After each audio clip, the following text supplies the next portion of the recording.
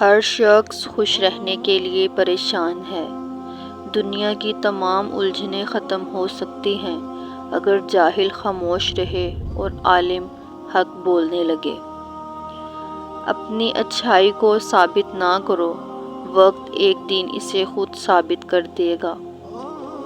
کسی کا دل نہ دکھانا، اس نے صبر کر لیا تو تیرے لیے مسئلہ بن جائے گا۔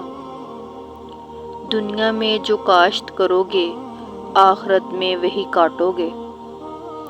شکوہ کم اور شکر زیادہ کرو، زندگی آسان ہو جائے گی۔ شک ایک ایسی بیماری ہے جو انسان کا سکون ختم کر دیتی ہے۔ جب یقین ٹوٹتا ہے تو سب سے پہلے زبان خاموش ہو جاتی ہے۔ دل میں منافقت رکھ کر زبان کا میٹھا بننا ہمیں نہیں آتا۔ جسے عزت دی دل سے دی، جسے چھوڑا دل سے چھوڑا۔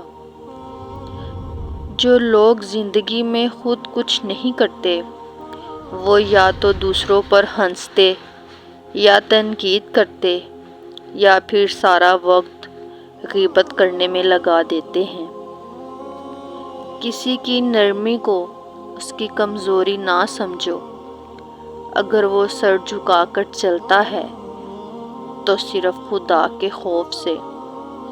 آج کل تو رشتے دار ان لکڑیوں کی مانند ہو چکے ہیں جو دور ہوں تو دھواں دیتے ہیں اور اکٹھے ہو جائیں تو آگ لگا دیتے ہیں۔